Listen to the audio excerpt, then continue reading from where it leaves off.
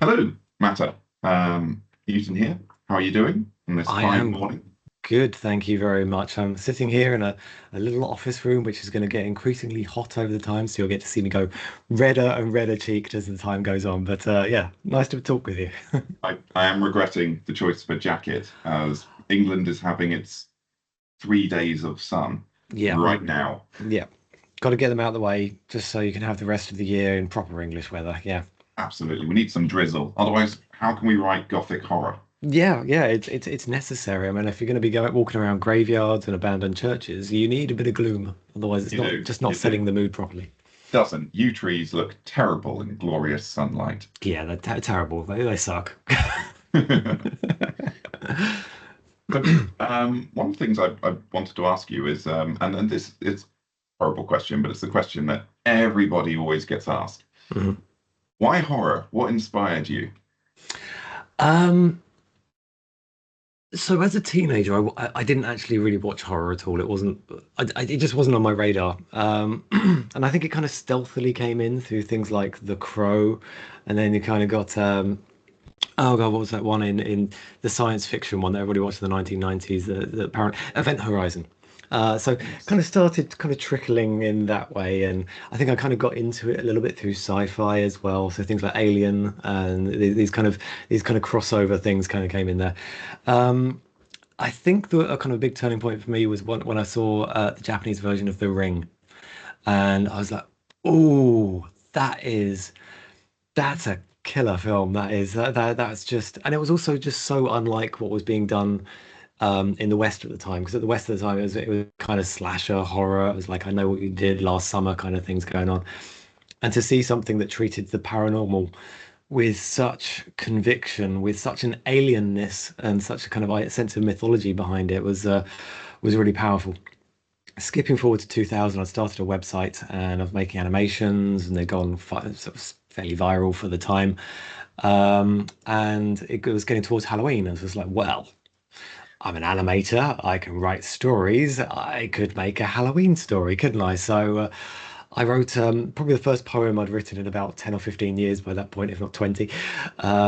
No, 20 I'd have been 3 years. Anyway, and it was about a guy who was traveling the world slaughtering clowns. He was absolutely coulrophobia through the roof, killing clowns and eventually kind of destroying the entire planet and becoming the last remaining clown. Because there always has to be a clown around. That's just how humanity works. There must be a clown, and if he's the last person left, he has to become the clown. I lived up Um, with clowns. yeah, so yeah, it's kind of you kind of got a bit of clown in there, got a bit of like a bit of a weird sci-fi-ish pitch, I suppose, in some ways of like there has to be some universal balance of humanity and clown, and obviously the annihilation of the entire planet. So I consider that kind of my first proper horror. Um, and from that point onwards, I kept on doing at least one horror thing every year. But for me, I I like how malleable it is as a genre. I think it creeps into so many things, and I to be honest, also it's a little bit easier to write perhaps than other things.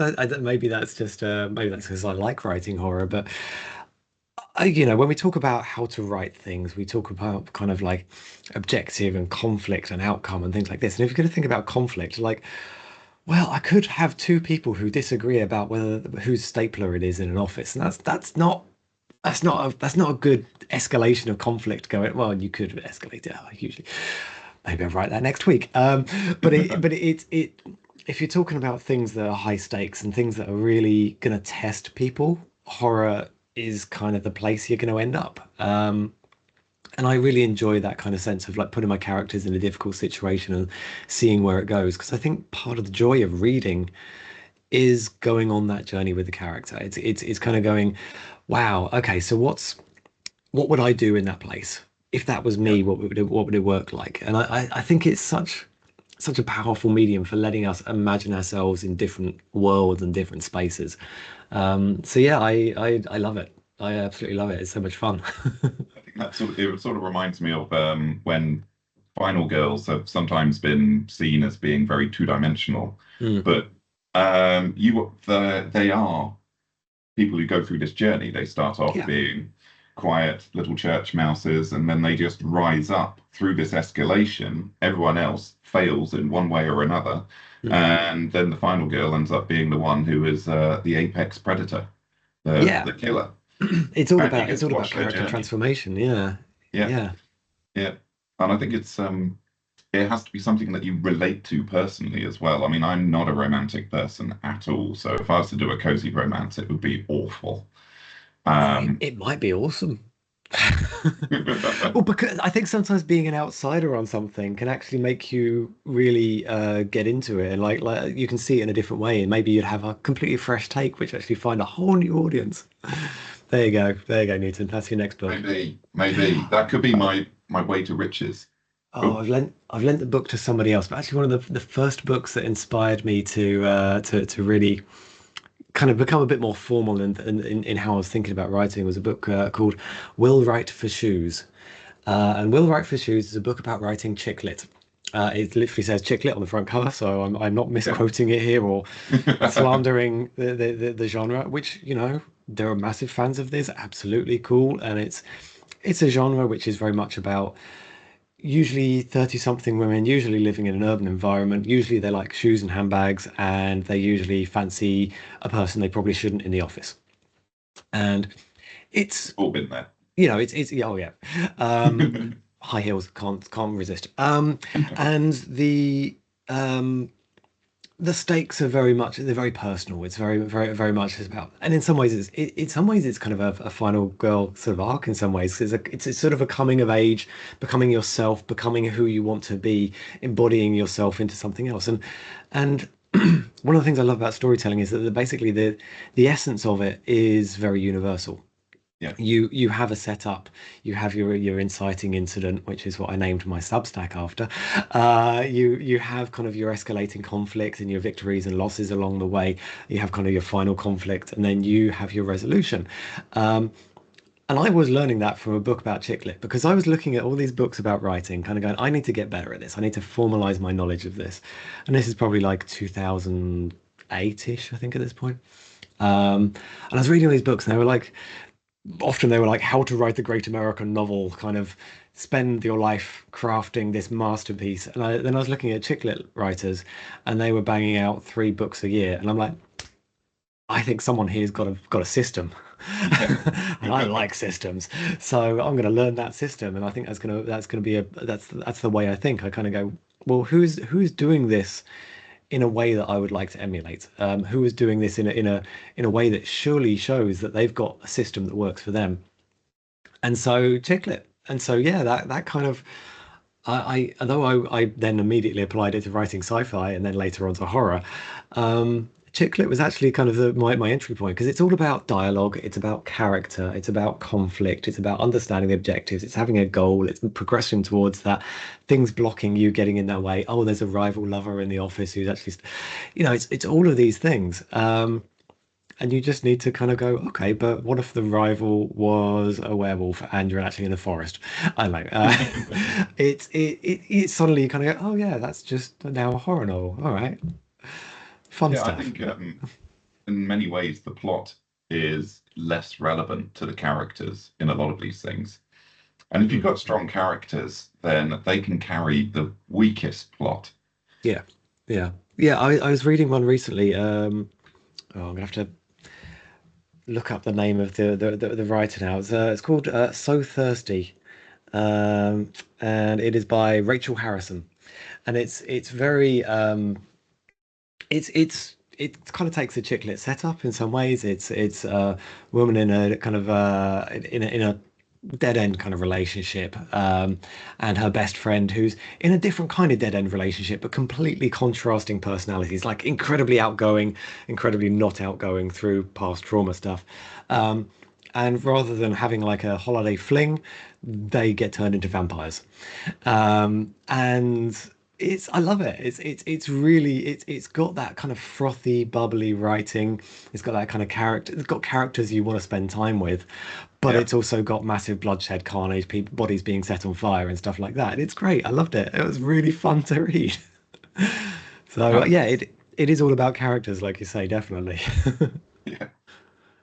So, do you have a sort of writing routine? Do you have this regimented system? Get up at 3 in the morning, avocado toast, go for a run? Yeah, absolutely. Yeah, yeah, yeah. Give myself a vitamin C injection. No, it depends. So if I'm so for my Substack, I post something every week, usually kind of microfiction, 300 to 1,000 words tops, usually around the 500 mark or something like that. And for those, it'll just be end of the day on Thursday or Friday. I'll just sit down and kind of go, right, let's write something then, and just see what comes into my head. It's very unplanned. It's very unscripted. It's just like, what's stuck in my head from the news this week? What's stuck in my head from a conversation I've had this week? Oh yeah, there's something about that. All right, let's start off. Let's kick off with a sentence and see where it goes. And it tends to be very unstructured. But that's kind of just a burnt out from all of the office stuff. I've probably sent 50 emails on 70 different topics that day. I need to just concentrate and focus on something that's coming from inside me, without consideration for the outside world, and that's that. When I'm writing a novel, I've got a novel out with an agents at the moment, so I'm hoping to go a bit of a traditional publishing route for that one. Got another one I'm just editing at the moment, which okay, so I've written four novels. There was a sci-fi one years ago, which I sent Yeah. to one agent, and the agent went no, and I was like, oh, well, I guess not then. Didn't really know that's not how this works. You have to send it to both. Um, I wrote one at the start of the pandemic, which is the one that's actually sitting on an agent's desk at the moment. And oh my God, I'd be so excited if I got that agent. She's fucking awesome. Excuse my language, but she's really awesome. And yeah, but you know, it's the kind of book that I would love to get out there in the world, like British ghosts, feminism, hauntings, witches. This kind of it's yeah, it's exactly my kind of heart kind of thing. Like this is the book that I would love to read. Yeah. Um, and then I wrote another one, which is again very kind of British mythology, very folklore, but much more city based. Because I thought, okay, I've written one which is a not exactly a cabin in the woods, but it's a house on the outskirts of Dartmoor, so you're kind of almost cabin in the woods territory. So I wrote one was like, okay, let's do one in a city because I think that's more difficult. It's harder to do horror when people aren't so isolated. So let's try that. Yeah. I've wrote the whole thing halfway through editing, and then I was in a party with a friend, and I was talking with her because horror is very much my special interest, and she loves writing, but she doesn't like horror at all. And I said, right, I think that basically any genre which is suitably set in what happens in it, is something that you can turn into horror. You could turn it into horror. I think chick lit. So basically, yeah. So Thirsty is a great example of this. It's a chick lit novel turned into a horror novel, and I love it. And she came out with oh, I've got one for you, which I'm not going to mention because the pitch is so damn good. I'm hoping that agents are just going to read it and go, yep, got to read that book. Um, so I kind of had this unmissable pitch in my head of just like, yes, those things smashed together. It's just so daft, but I'm going to take it very seriously, do my very best to write a fantastic horror book of two things which should never meet. And that's the book that I'm working on at the moment. So when I've got a book in my head, basically, I then start planning it, and I can plan for 3 months before even writing a word. I go through it. I've literally got a spreadsheet with all my chapters, and I've kind of got my progression of my I've combined together something like the hero's journey. Will write for shoes, There a save the bit of cat. save the cat in there Yeah, as Save the well. Cat. Now, I love Save the Cat. And people kind of smirk at it, but I love Save the Cat. It's just a really nice, useful way of thinking about like, why isn't my plot working at the moment? Let's have a look, see what's going on. Um, but yeah, I kind of have all of those kind of written next to roughly where they would happen in a if I had 40 chapters, for example.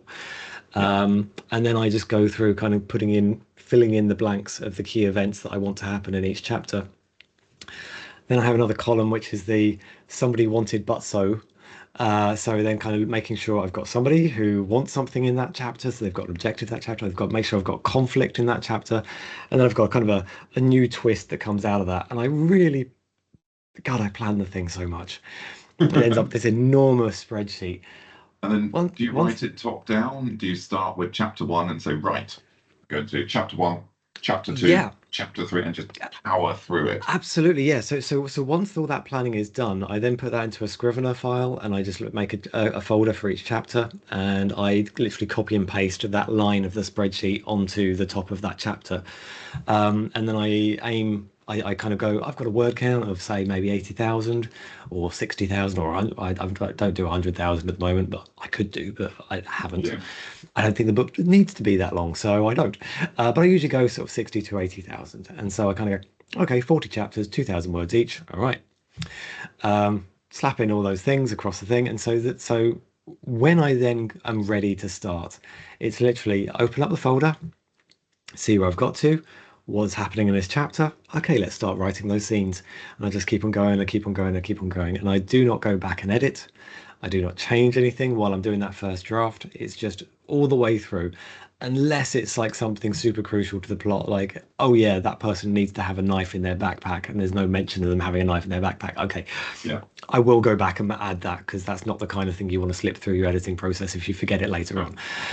But apart from like major oversights like that, I will not go back and edit while I'm doing it. So, and then when I'm doing that, it's 1,000 to 1,500 words a day. I sometimes let myself go up to 2,000, but I find that if I go up to 2,000, it's harder to start the next day. So it's usually a minimum 1,000 a day, every day until that book is done. And then I leave it to settle for weeks, months, sometimes before I go back and edit it. And then usually because I did so much plotting beforehand, it doesn't actually require that much editing. It's much more line editing, tonal editing, just making sure the rhythm of the language is good to pull you through it.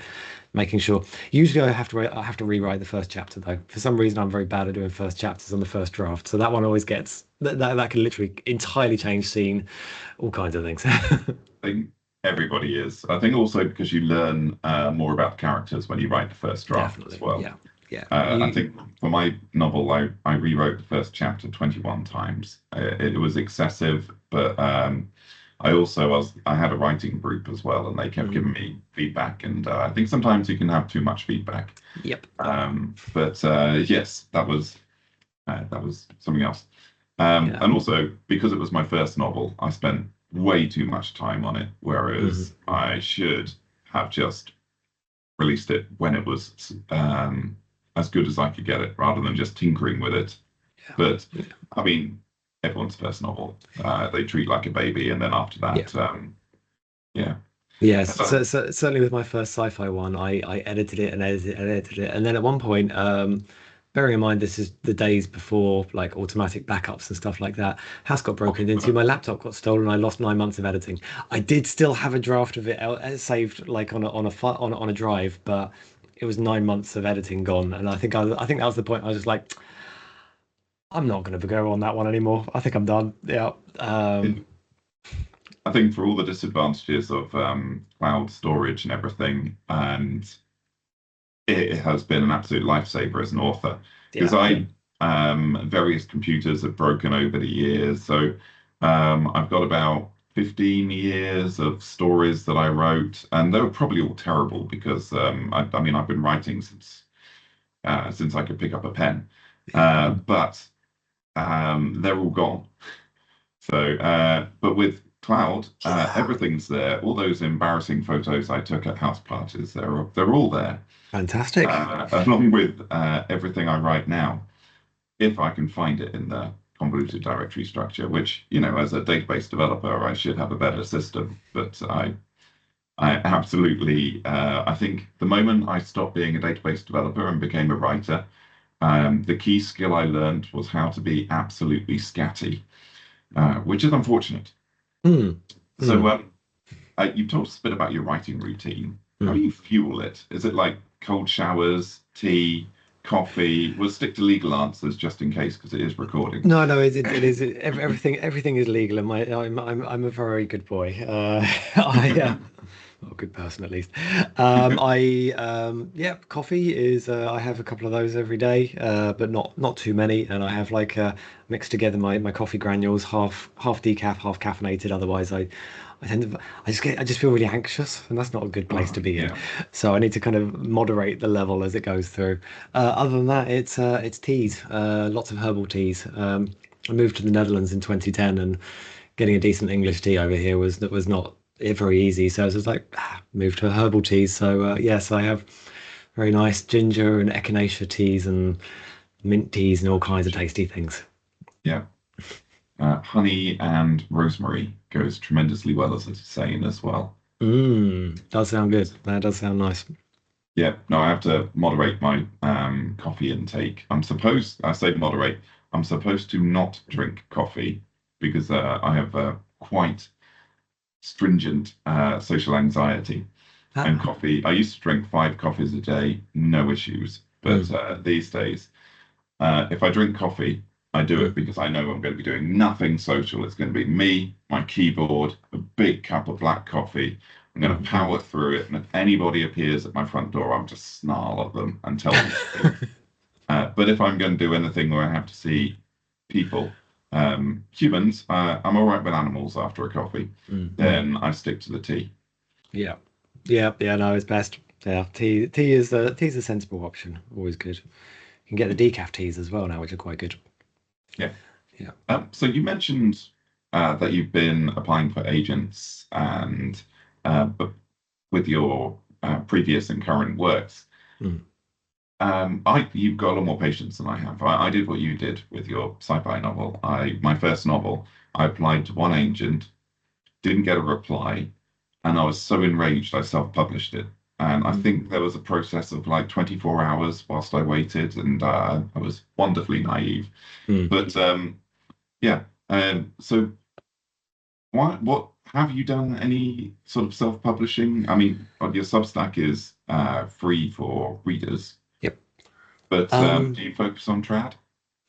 yeah, I mean, so I've written across a lot of different mediums. So as I mentioned earlier, I started off doing animations on the web, kind of comedy, satire, corporate satire, um, that kind of thing. I then moved across into writing for video games. So I've written on quite a few different video games now. One of the If we're talking about horror kind of things, I've written for the Resident Evil franchise. I've written for Aliens versus Predator. Um, had the delight of having Lance Henriksen read out some of my lines. Oh, I love his voice. He's so good. His voice is gorgeous. Voice of an Um, angel.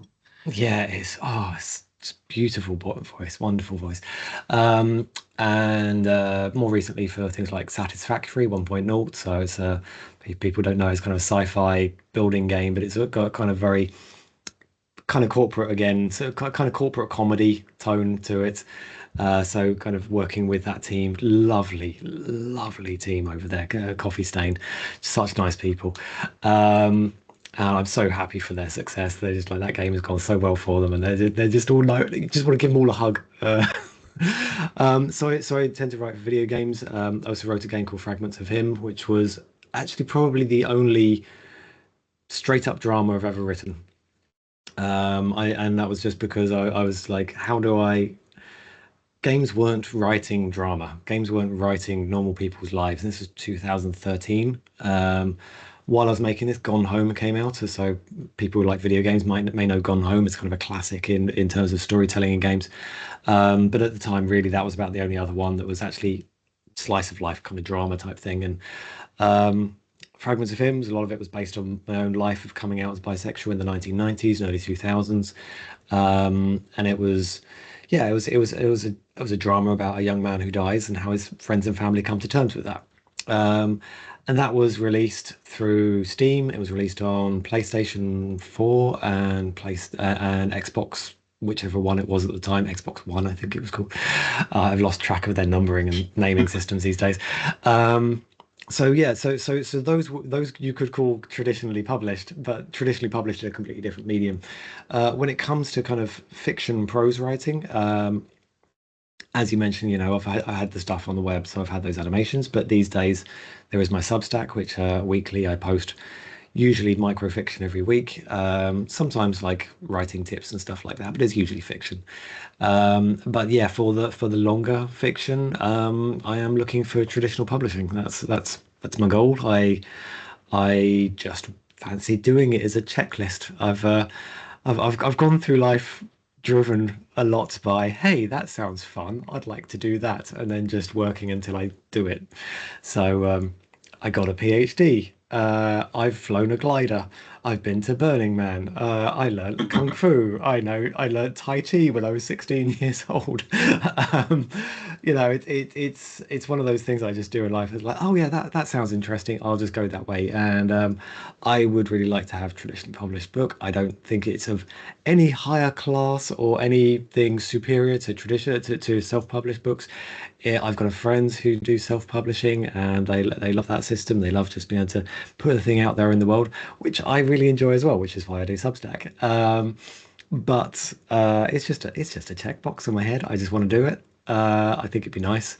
I'd love to go to some random shop somewhere and see that the book got there through not me having to talk to the shop myself. Yeah, that would be nice. Yeah. So So it sounds like there are you've got advantages there. a good mix there. You get your outlet with your self-publishing on your Substack, and you're Yeah. also looking for traditional publishing as well. Yeah, that's So the blend. with your Substack, I'm I'm a short story writer myself, but Mhm. I'm always absolutely amazed at how you manage to do whole stories, and it's there's a lot of flash fiction on your Substack, and I Mhm. struggle with that. I have done, I think 800 words is the shortest I've done, but yeah, I know. But and I see you doing like 300 word stories, and they're Mhm. brilliant. How, if you only got 300 words, how do you manage to make them so scary? What's your trick to landing that gut punch? Oh God, I don't know. So Sorry. I think my I like a challenge, so that's part of it. So I have a consulting business that I do with as basically it's a way of getting people to get involved with my professorship. So I actually have the business as a way, and then I'll build through the university. So I've got this business called Copperstone Sea, and I do consultancy for video game stuff. For the front of the card, for my business card, it's got Copperstone Sea obviously across the middle of it and things like that. And then I put an entire short story in about 50 words on the front of the business card, just to show I can write stories. And I think the story is something like I use non-binary pronouns quite a lot and stuff like this. So it's like they walked across the beach and they saw a fortune-telling cabinet, the power cord moving in the waves. As they got closer, a card popped out of the slot. And I think that was the entire thing. I can't remember whether I said there was anything on the card, but that was it. It was just it's form a really compelling image. Yeah. I think for me, something that was really influential was during the start of the pandemic. There was a script writing competition, and I'd never written a traditional film script. I've written scripts for things, but I tend to write. If you're writing for video games, you're writing in Excel. You're writing in a spreadsheet. That's how video game writers write, which terrifies most script writers. They're like, what? What? Why? Why would you do that to yourself? But it's the only way you can write video games, and we could go in a longer thing about that. And so I'd never done script writing, and there was this competition that the one of the main people running it was a guy called Jed Shepherd. Jed Shepherd was known for a film that he did with Rob Savage and a bunch of other people called Host. And Host was a yeah. Yeah. So for people who I don't love know it, that Host movie. is a film. It's literally as long as a Zoom call, because it's basically in lockdown, people have a séance online, and it goes as badly as you might expect. It's so well done in terms of just the character dynamics, the fluidity and move of the characters and their voices are very clear. The all of the special effects are very improv. They're literally done with like one person at safe social distance pulling a rope off screen and stuff like this. It's really good, and it's incredibly tense, and it's like half the length of movies you see from Hollywood and probably made from 1% of the budget, if not less. And I loved it. I loved it. And so there was this script writing thing, and it was to write a short film. And Jed, when he was talking, was said something to me which really made me think differently about short stories, which was essentially the point of a short film is not to tell the whole story. It's an appetizer. When you make a short film, you kind of want somebody to kind of go, okay, that's brilliant.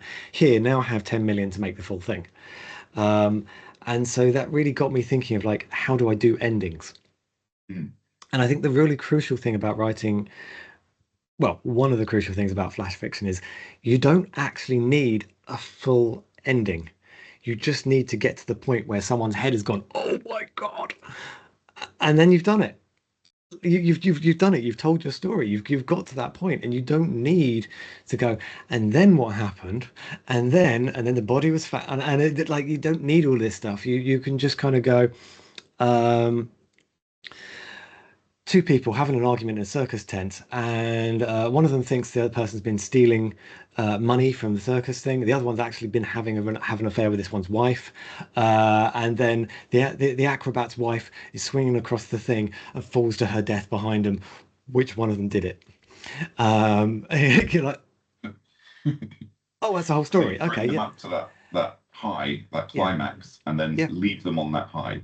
Yeah, absolutely. Yeah. You can leave them there. You can kind of go, and then this is the thing that's going to happen, and then you just kind of go, I'll let that, because sometimes letting people have the imagination in their own head of what's going to happen next is far worse than any word you could put on a thing.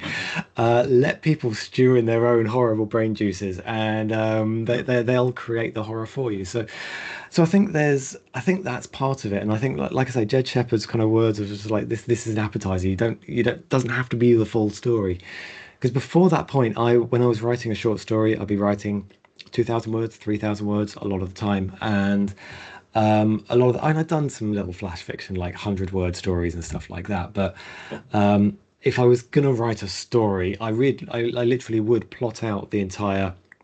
Here's my inciting incident, it's a character setup.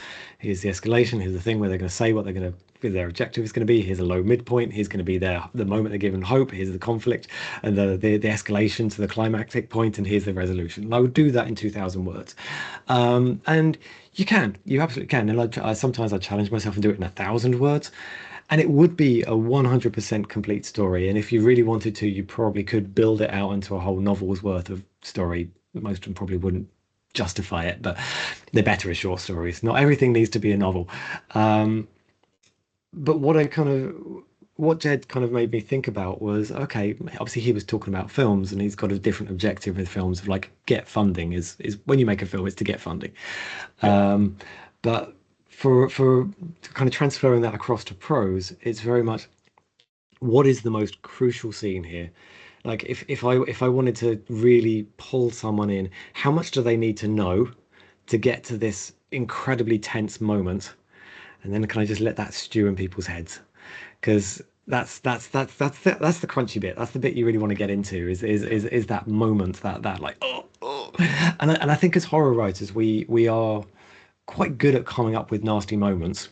Um, and then it's just a little bit like, okay, who would I find the most interesting to be in this moment?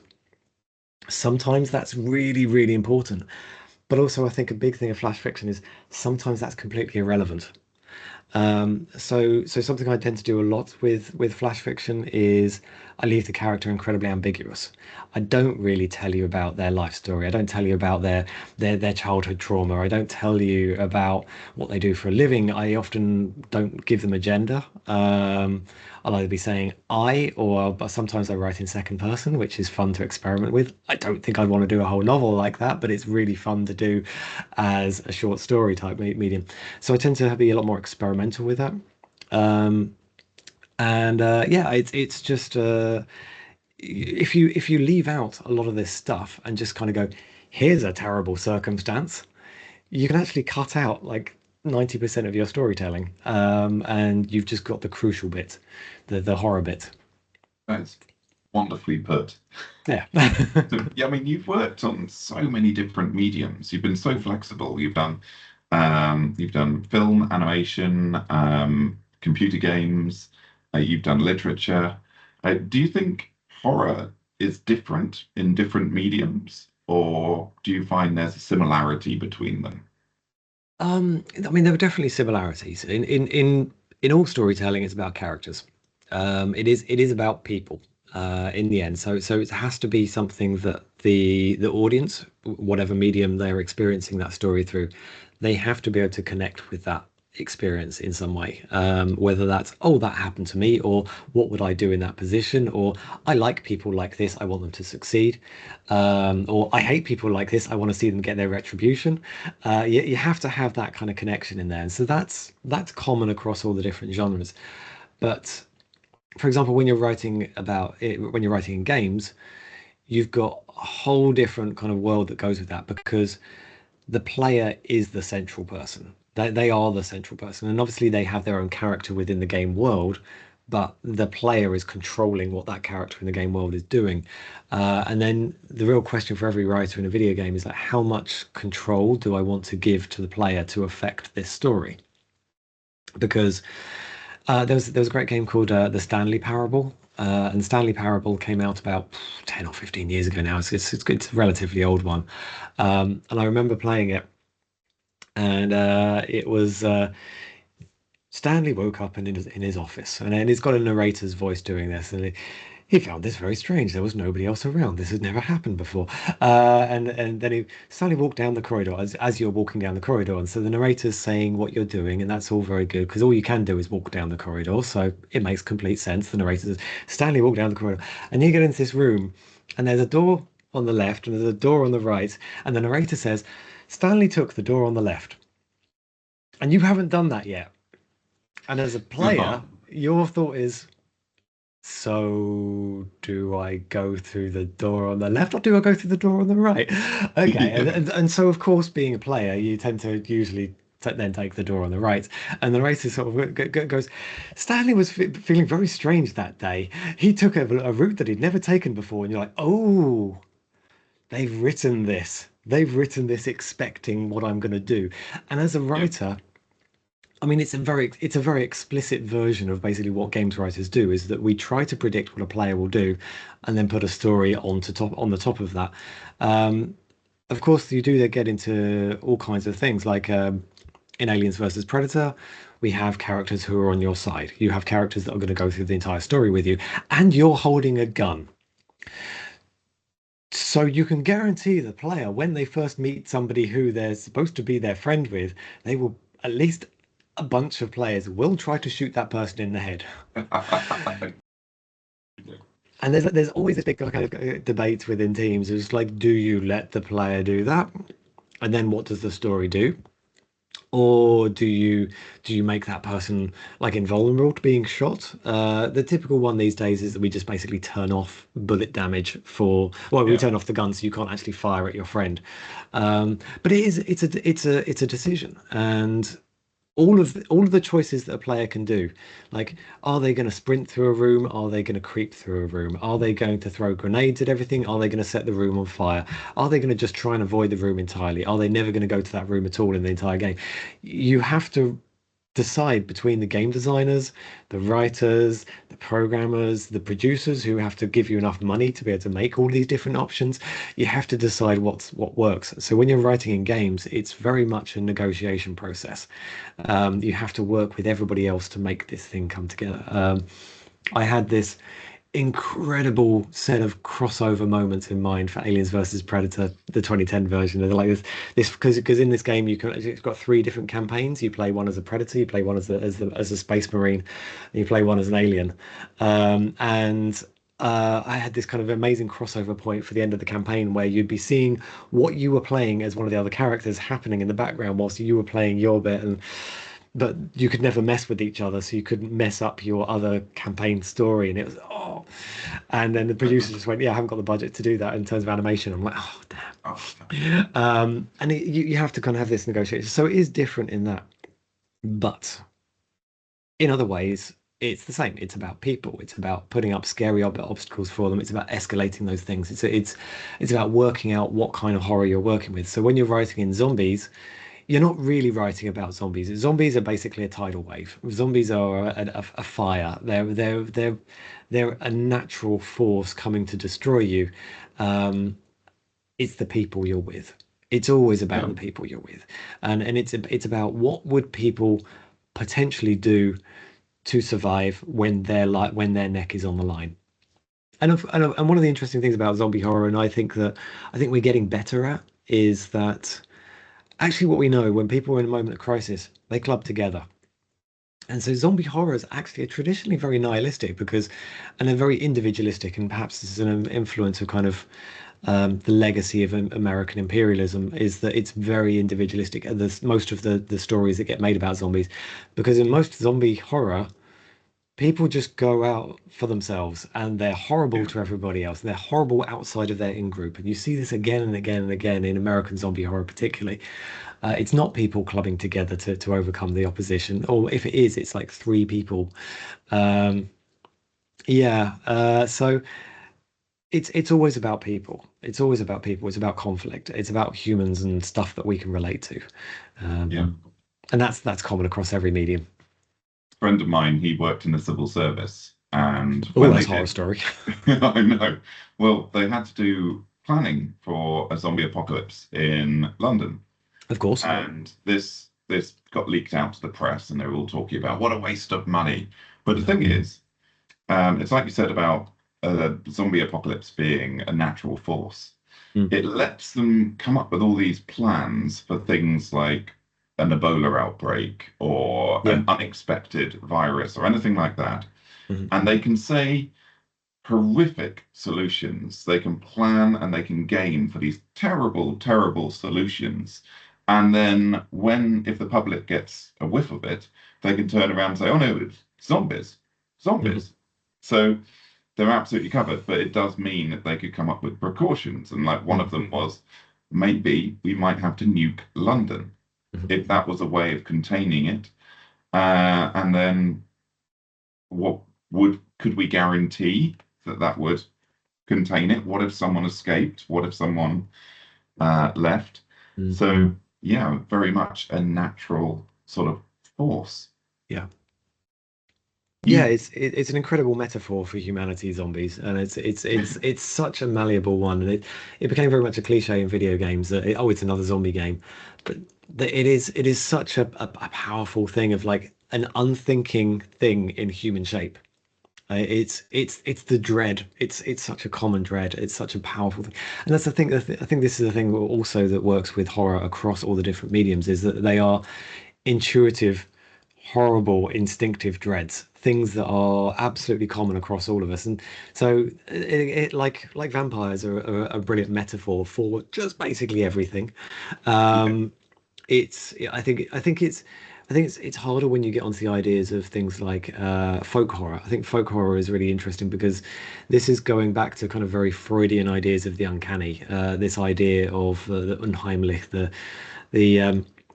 so I think I wrote about this actually on my Substack one point, but Freud's idea of kind of where horror comes from and the idea of the uncanny, this kind of sense of the eeriness is that it's a sense that the laws of modern society and the ideas of science that we've developed in the last few hundred years are actually wrong, and that there is something deeper and less rational existing beyond that. And so Freud said basically the uncanny cannot truly exist in non-fiction and it cannot truly exist in the world because everything is actually rational. But in stories, and this is why I think it's actually probably Freud's best essay because I think he was onto some things with psychology and he started with some important ideas, but I don't think he nailed them and I don't think he was a particularly good person. But but his essay about the uncanny I think is really powerful because of the way it encapsulates this idea of the idea that the things that we've been taught are true are actually not as they work most of the time, but there are irrational things out there that our brains cannot comprehend. And it's very Lovecraftian, it's very folkloric, it's very it really kind of brings back these evocative ideas. Um, and it's a nice way if you're a writer of kind of thinking about what these things could be as well, kind of getting ideas. And I think, yeah, I think that is what induces terror. It's the things you don't know or the Yeah. situations that just aren't quite right. Like you're Mm. walking through a forest and suddenly there's no sounds whatsoever, which is Yeah. impossible. You Yeah. can't have that in a forest. But absolute silence. Yeah. And it's that change, it's that deviation from the norm that Mm. makes people sort of perk up. Yeah. Yeah. Yeah, and I definitely find these kind of things. I like that kind of horror. I like horror which is something outside of humanity, something irrational happening. I'm not a fan at all of kind of house invasion horror. I know Mm. it's a deep fear, and I completely get why people make these stories, and I completely understand why they are popular and they tap into this stuff. But I feel like there's enough nastiness in the world without Mm. writing stories about people being randomly nasty to each other. Yeah. I'm much more. I much prefer kind of ghosts and weird animals and stuff like this because you know the strangers turning up in a house and decide to persecute a person. Why? Just because. And I get that it's very kind of Manson family, and we've got precedents of this kind of happening in the real world. But it a lot of the time in these stories, it is just literally a bunch of people want to terrorize somebody. Yeah. And that's just nasty in a I don't want to write that kind of way. Yeah. I Um, think if I were to write that, I always try and there's always a form of moralistic element in my mm, stories, in that people can do the worst possible things, but if they do that, it has to come back on them tenfold. yeah. And I think one of the problems with a lot of the home invasions is that they don't necessarily get the retribution that they Mm, deserve. mm, They go through they even if they're murdered at the end of it, they've done all these horrific things. Well, where's the justice there? yeah, yeah. And I think there can be a level of do we call it torture porn? Have you got a Yes, home invasion? yeah, definitely. I think torture porn is definitely. I'm trying to look see if I can see where it is, but Cabin in the Woods. Right. I love Paul Tremblay's books. If I was kind of like a horror icon, I think Paul Tremblay would definitely be up there on the top for me. And I gorgeous covers as well. Yes, they are beautiful, aren't they? But yeah, his one. Yeah, it's just Cabin in the Woods. I think it's called, isn't it? Oh no, that's the film. Cabin at the End of the World. Anyway, Paul Tremblay book, very good. And he what he does in his books, and one of the things I enjoy so much is basically he takes a genre of horror and kind of goes, how would I write that like me? So his big hit was A Head Full of Ghosts, which was essentially kind of a combination of found fiction and possession horror. And but it was but what he always does in his books, he plays very carefully between this. It's definitely supernatural, and it's definitely just people having stuff in their head. And that one was very explicitly about mental health, and kind of got this. He tends to play with his timelines. He's very experimental as a writer as well. I really enjoy that about him. But he's done a vampire one where maybe she wasn't a vampire. Maybe it was just in this other guy's head, and he was just screwed up. But you get so much of it from his perspective that you could kind of see that is genuinely weird. And then you've kind of got her commentary on it as well. Of just like, no, mate, I was messing with you. What are you up on about? But she would say that if she was a vampire, wouldn't she? And he toys with this, and he did a really good job with Cabin at the End of the World because it was a home invasion story, but those people had a reason to do it. They felt they were justified in doing it, and as with a lot of Paul Tremblay stuff, maybe they were right. You don't Yeah. know, and he really plays with that very carefully. But I thought that twist on home invasion was very powerful because it did address a lot of the problems of like, why are these people doing it? How do they justify this horrificness inside their own head? Yeah. And I dislike the randomness of that. I don't like pure randomness. I like there to be a reason. Like if you're writing a monster book, you've trespassed on the land of the monster. Yeah. There was some sort of trespass that happened there. If you're writing a haunted house book, there's a reason the house is haunted. Mm. Usually, the house on Haunted Hill or whatever it is called, Haunting of Hill House. There we go. Also got that. Um, in that one, it's just weird land, weird house, and things like that. I really liked the Spite House. I cannot remember the name of the author, but it came out a year or two ago, which was basically the house on Haunted Hill, but then you know the one I'm talking about, Shirley Jackson. Um, there have been so many books with similar names. But yeah, it's the Spite House. Johnny Compton. There we go.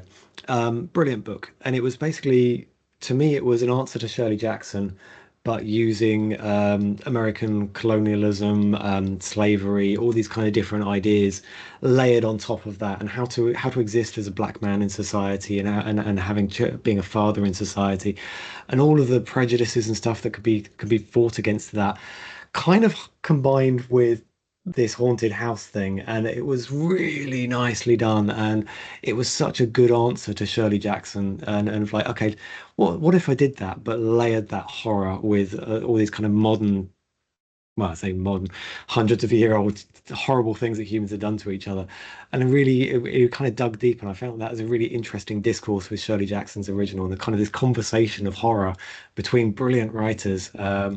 Yeah, really exciting stuff. And I love the way they can play together like that. Yeah. Um, I'm getting very excited about horror. I love horror. You can tell, can't you? Well, and what is it that you love so much about horror? I mean, do you think there's a psychological benefits to reading horror? Oh yeah, absolutely. I mean, there were literally studies done that showed that during the pandemic, horror fans were better at coping with major crises. They were coping lots better because they've been watching zombie horror. They know what happens. They're ready for this. Yeah. They've got their prep kit. It's yeah. So I kind of I think of it as sort of psychological aikido. You've learned how to roll, you've learned how to fall, you've learned, some in life things are going to attack you. That's just what life does, whether that is through diseases, through sudden death of a loved one, through a pet dying, through daddy not buying you a pony.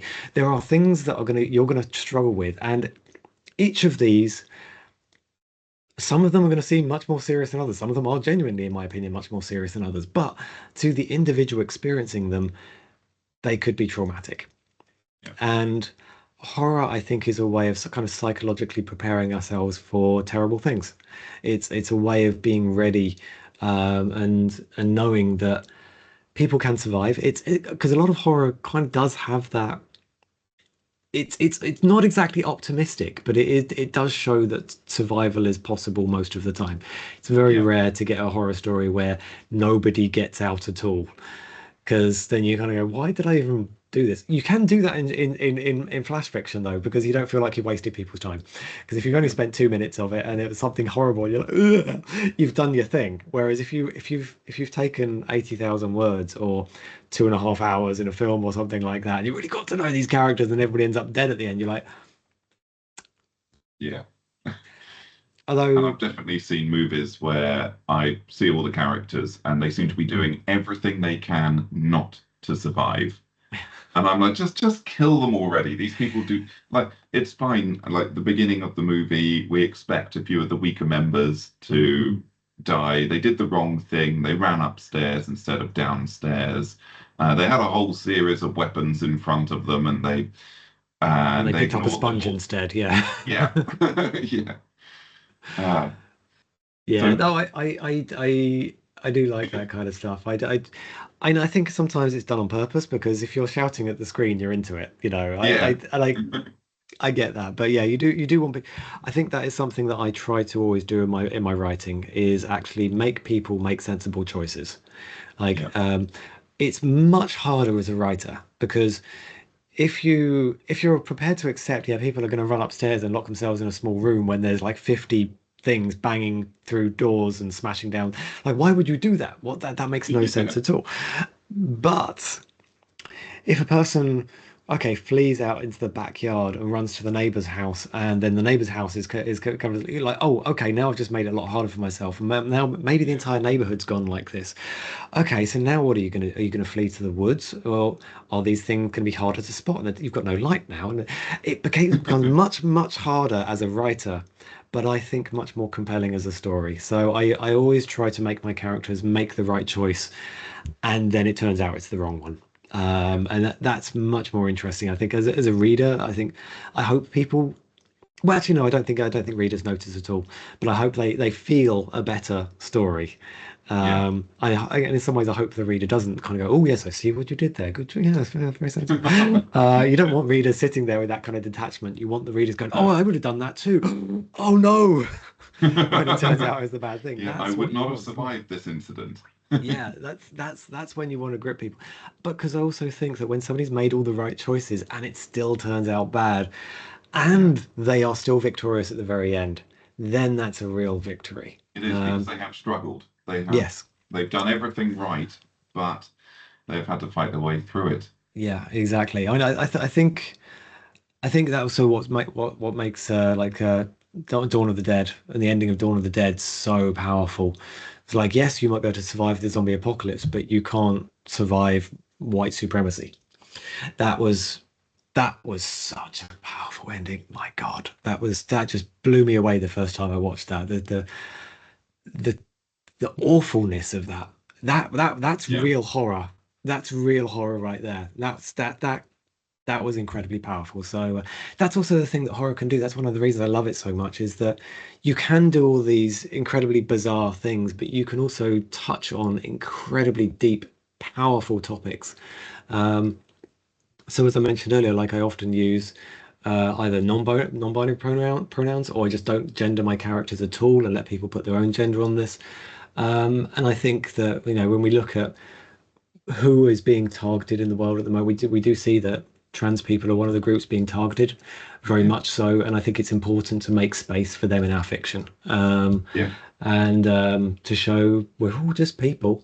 Um, some of us just need to go to the loo at times and things like that. It's yeah, it's just it's. I think it's important, and I think horror is such a great way of humanizing people, showing that we actually all have common threats against us, and that we need to club together. Because as soon as we divide, yeah. hey, let's split up. No, nobody in a sensible thing would ever say split up. And as soon as we divide, as soon as we let us be divided, that is when we get into problems. So we need to be united. And I think horror teaches us this lesson many, many times over. Yes, it does. So you've worked in both the games industry and also in the literary sort of industry as well. And having sort of straddled both fences, this it gives you a a unique perspective when it comes to sort of the future.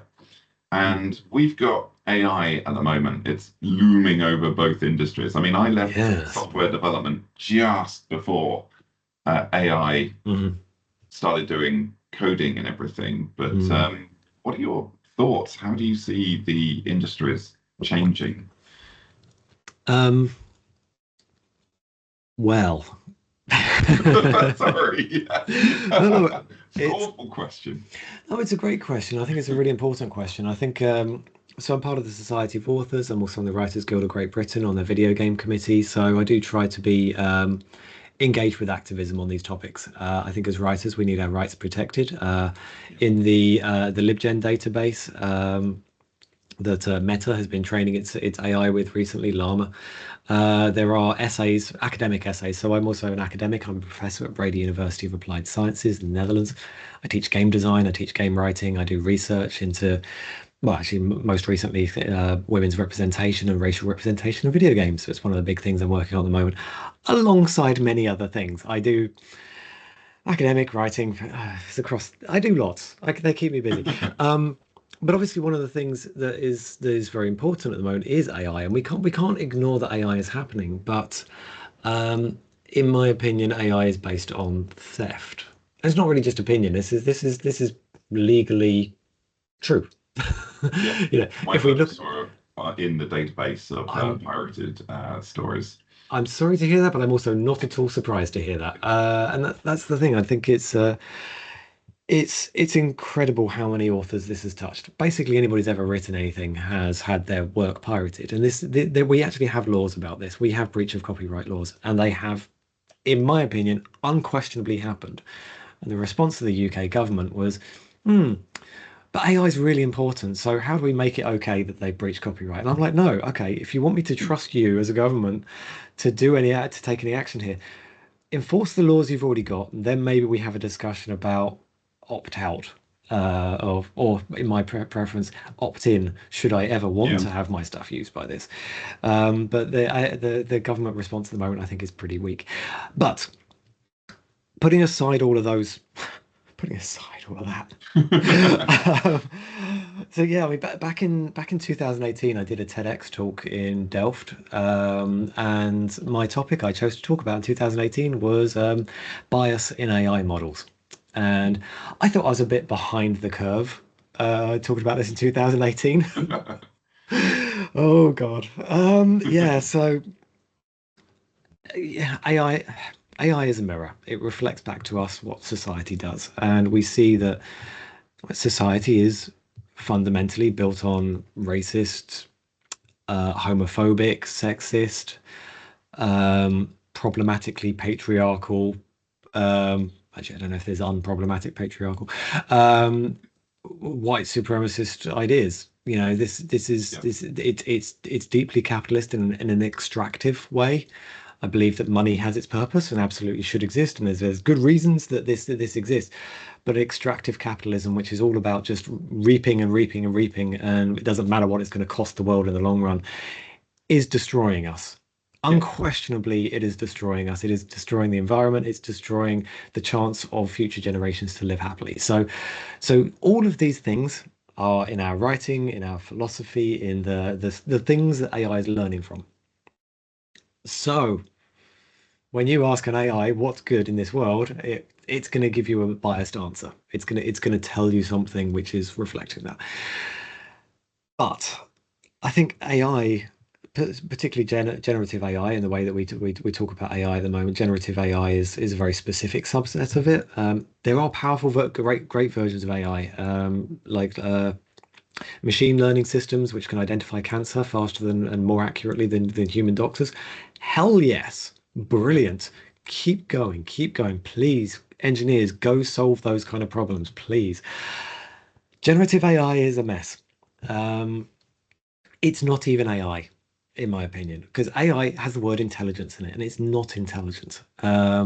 It does not understand. It is an incredibly smart version of auto predict on your phone. So if you start typing on your phone, I am a horror writer because it will suggest you the next word to say there. And that sentence might make sense, it might not make sense.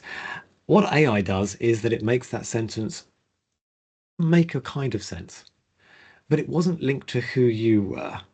And then you might tell it a bit more about yourself, but it doesn't really know about yourself. It's just got a statistical model to say this is the most likely word or even the most likely syllable to come after that previous one. And it's just doing pattern recognition. It is Yeah. not intelligent. It does not think. And this is the problem, that if we try to think about AI as a tool for writers, it's a mess. You know, if you need to send a default standard email to a lawyer saying, hey, I need to have this thing taken care of, AI is probably going to be pretty good because it is a default standard email. It doesn't need to understand your emotional state beneath that. If you want to use AI creatively, it's a mess. It has zero understanding of particularly internal motivation. It's okay at external motivation. It's okay at the I need to take the ring to this mountain. It can understand there's a passage. We're going to do epic writing. I'll have probably forgotten who the characters are by the second chapter because I'm an AI. I don't actually have memory. But it could give you like an outline of how to take a ring to a mountain and how that could be an epic story, sure. Yeah. What it won't understand is the emotional journey. And it can't understand the emotional journey. In fact, it can't understand ring or mountain because ring or mountain are just numbers.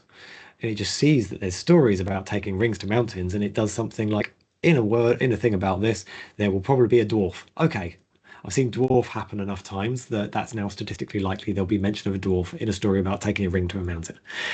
It doesn't understand what a dwarf is. It doesn't understand that, like, there was a brilliant thing that I hadn't put these things together, but I love this thing that Peter Jackson said on the commentary to the Lord of the Rings movies, which was he had this challenge, Peter Jackson, because dwarves have this entire history, this whole civilization, this whole value set, this whole ethos, everything is developed about them in Tolkien's mind. How the hell could Peter Jackson get that across? So he cast a Welshman, and just the accent, the richness, the barrel voice of this conveyed this is a different culture from the voices of Frodo from the voice of Gandalf. This speaks to a unique history within this world Yeah. just by that one casting choice. And I don't think an AI could ever do that. It can't understand how it can't understand symbols. It doesn't understand. It doesn't understand. and and this is why it can look very good as a writer. It can make its grammar is perfect. American grammar particularly. It doesn't do English grammar very well, but UK English grammar, or what we I also call don't do grammar well at all. well, it But probably does grammar better than you, but it will do it in yeah. American, which is fine if you're an American writer, but a lot of the world isn't. Yeah. Uh, and it just doesn't understand this stuff, and it can write perfect, compelling sounding stuff, but then the more you look at it, the worse it gets. Yeah. And that's I think any experienced writer has gone through the thing where you're like like I've been writing for 25 years now, and sure, some of the stuff I did start off with, it had spirit. It had good spirit, and that's why it got popular. And it had that. Oh, that's a fun idea. That's funny. That's entertaining. It had that in it. But I wouldn't say I was a great writer. Definitely not. I wouldn't say I'm necessarily a great writer now. I'm definitely a better writer now than I was. I think it's a journey for all of us. And I don't think any of us, like, I mean, even Stephen King, he's got to still be learning. Yeah, yeah, absolutely. Because that's what we do as humans. We evolve and we adapt. Yeah. And I think it's one of the interesting things as a reader is watching authors go on that journey.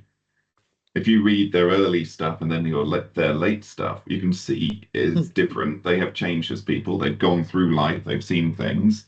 Mm, Um, Terry Pratchett, his first, I know, the good Terry, his very first version of Little People mm, was all about war because when he was young, that was what excited him. He mm, then completely rewrote the book because he realized it was about characters. And yes, there's a war going on, but it's pretty much irrelevant. mm, It is about the characters. You mentioned on AI trying to write dwarfs. Terry Pratchett had a 7 foot human who identified as a dwarf because he was raised by dwarfs, yeah. called Garrett, which is a Mm, wonderful idea. Kim Newman in the horror story Guinevere, he had a human dwarf that had to hang out with real dwarfs. mm, So he was being having to deal with all the prejudice from the humans, and the real dwarfs really didn't mm, like this person. mm. And it's this sort of idea, this sort of nuance to it, this fresh take on it, seeing it from another perspective is something that AI wouldn't even be able to comprehend. It Yeah, can't do those left turns. yeah. It couldn't take the right door in the Stanley Parable. It would always take the left. Yeah, well, actually, no, because it's a statistical model, it would, but it wouldn't care.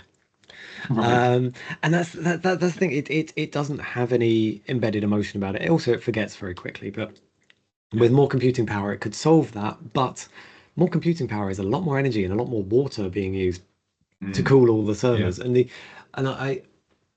while I get that it's a powerful tool, I do it's the quality of what it comes out with is not good enough. And so for me, I think the trouble is the danger for future writers is that if we use AI to fix our early writing, and I say fix very badly Mm. because it doesn't fix it. But Yeah. if we use it to try and make our early writing look better, we're not learning ourselves how we write as a person, Yeah. as an individual. So I write different way from Sally Rooney. I'm currently reading Nat Cassidy's Rest Stop, little device there. Very nice, Nat Cassidy. So Yes. it's a very short, nasty little horror. It's great fun. I'm enjoying it. And Nat writes differently from how I write. I would have written Yeah. that in first person, but Nat has chosen to write that in third person, which is a Yes. really interesting choice. And I'm finding myself kind of, would I write it like that? And I find that really interesting. Paul Tremblay writes very differently from me. I have so much admiration for the craft. But Kim Newman is another one, like the yeah, Anno Dracula. I've got up on my shelf there. I love them. They are brilliant. I loved in Kim Newman's books. I think it's like the third or fourth of the Anno Dracula ones when you have like this is set in kind of Victorian London, and there are Chinese vampires in there, and they hop because in Chinese mythology, vampires hop. Yeah, And Kim Newman's just like, yeah, this is a global thing. No one culture has ownership of vampires, and it's different for everybody. It's like, oh, yeah. that is so good. I love that. That's so nice.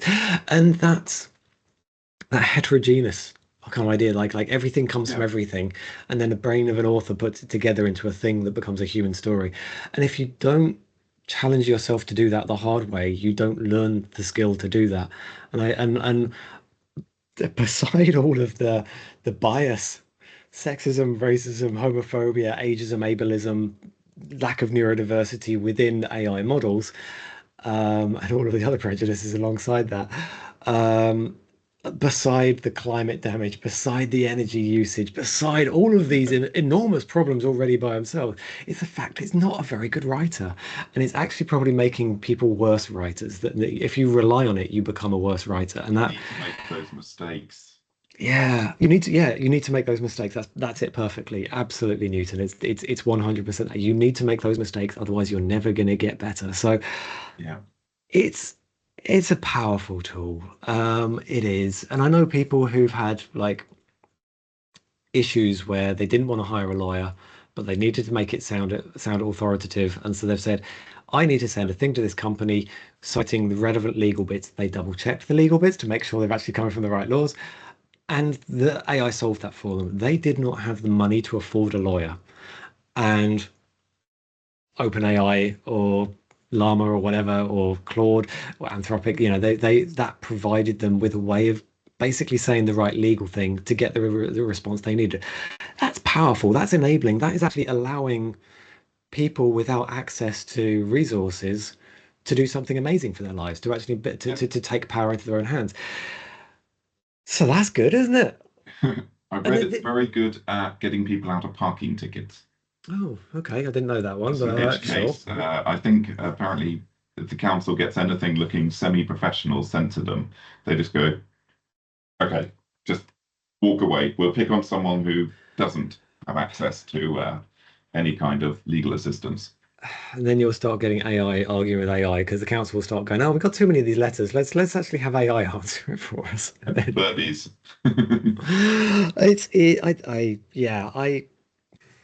it's a powerful tool. All tools can be used for good and bad, but it's not good at writing.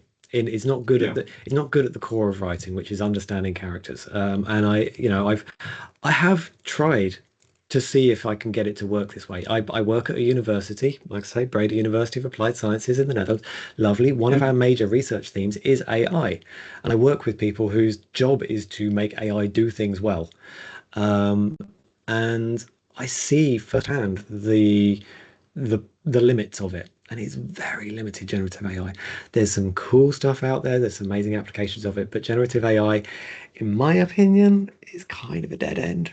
yeah, It's not going to get smarter unless it becomes a different model. This large yeah. language model thing literally cannot get smarter. And actually, I think it's going to hit a limit because so it learns so much stuff from training on the internet, and now the internet is becoming written by AI. So you may have noticed that when you ask AI to talk about something, it sounds like search engine optimized websites. It kind of goes, pasta. Pasta is a really interesting topic. I love pasta because pasta is an important thing. Pasta, a lot of people think of Italy, but lots of people can make pasta any way you like. And suddenly it sounds like it's been search engine optimized to use the word pasta as often as possible. And the reason it's done this is that it has used the internet as its thing, and the internet was written by people trying to do search engine optimization and mention that word as often as possible.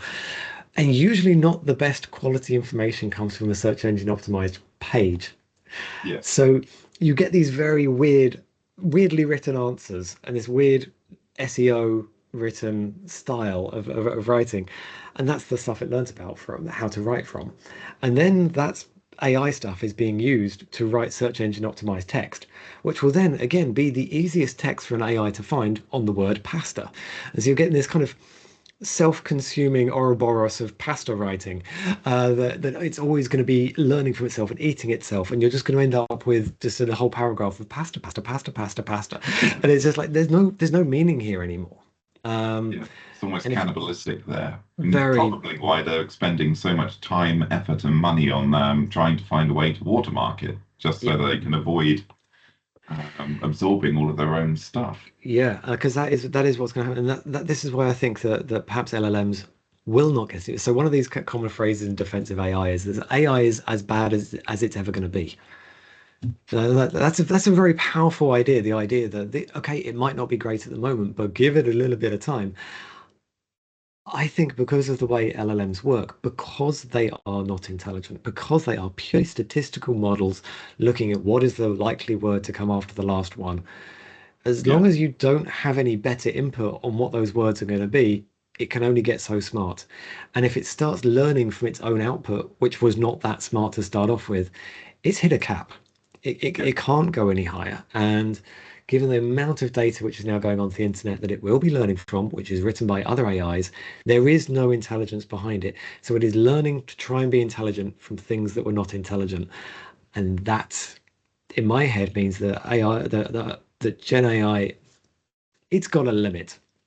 yeah. And if you want to pour enormous amounts of power and energy and computing power into it, it will be able to remember what it said in the past better. It'll be a bit more consistent, but it's never going to be good in the way that a writer who learns their craft can be good. So, to writers listening to this, the short version of what we just said for the last 20 minutes, uh, keep learning your craft because you will always be better than AI in the end.